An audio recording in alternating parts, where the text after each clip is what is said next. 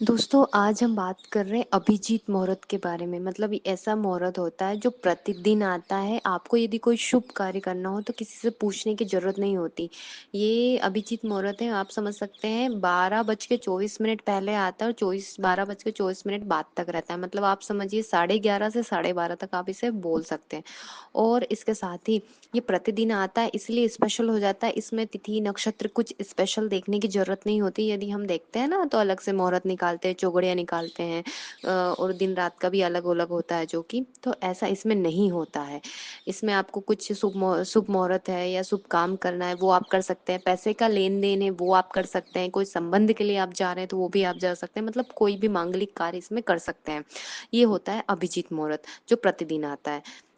नमस्कार दोस्तों, मैं प्रज्ञा आपका हार्दिक स्वागत करती हूँ अपने प्रोग्राम में। दोस्तों मेरे व्हाट्सअप नंबर है, यदि किसी को भी कुंडली से रिलेटेड जानकारी चाहिए, कुंडली बनवाना हो तो आप इस पर संपर्क कर सकते हैं। इसके चार्जेस हैं। और यदि मेरा प्रोग्राम आपको अच्छा लग रहा है तो लाइक करें, शेयर करें, प्लीज सब्सक्राइब जरूर करें। आज हम बात कर रहे हैं कि जब घर में किसी की अकाल मृत्यु होती है ना, खासकर घर के यदि बच्चे हैं और यदि उनकी कुंडली में ग्रहण दोष हो। ग्रहण दोष मतलब सूर्य के साथ राहु हो या सूर्य के साथ केतु हो या चंद्रमा के साथ राहु हो या चंद्रमा के साथ केतु हो। और ये एक बच्चे की कुंडली में ना हो। मतलब घर में यदि 4 बच्चे हैं या 5 बच्चे हैं या 6 बच्चे, सबकी कुंडली में हो तो समझ जाना चाहिए पितृदोष की उसमें आता है और भयंकर पितृदोष इसमें उपस्थित होता है। इसके साथ ही हम देखें कि यदि थोड़ा भी ज्ञान हो ना तो आप बोल सकते हो ग्रहण जो होता ही है उसके साथ ही घर में ऐसा कोई स्पेशल कोई करता नहीं है। मतलब पितरों के लिए अब ठीक है, मर जाते हैं, कोई अकाल मौत में चला गया तो एक स्वाभाविक है। ऐसा नहीं होता है, सब पिंडदान ये तो करते हैं। फिर भी यदि कोई अकाल मृत्यु गया है और नहीं जा रहा है जिसके कारण घर पूरा डिस्टर्ब हो रहा है तो समझ जाना चाहिए कि पितरों का श्राप ही माना जाता है। इसमें ऐसा नहीं है कि आपने दान नहीं किया, श्राद्ध नहीं किया, पर जो दिख रहा है उसको आप टाल नहीं सकते।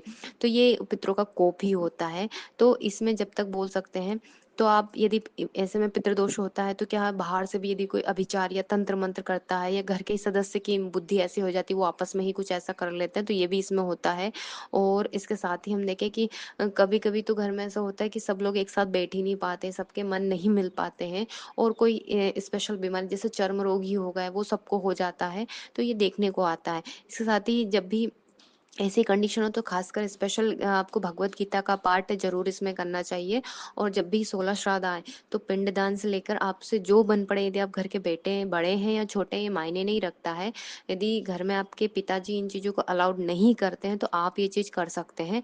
और पिंडदान कर सकते हैं, श्राद्ध कर सकते हैं और उनके निमित्त जो आपसे दान पुण्य वो करना चाहिए। क्योंकि यदि पितरों में ऐसा चला आ रहा है तो पीढ़ी दर पीढ़ी ये चीज चलती रहेगी जिसके कारण आपकी बोल सकते हो घर में धीरे धीरे कुछ कंडीशन ऐसी होती होगी कि कभी कभी तो किसी की बॉडी पर भी आवेश आने लग जाता है इन लोगों का।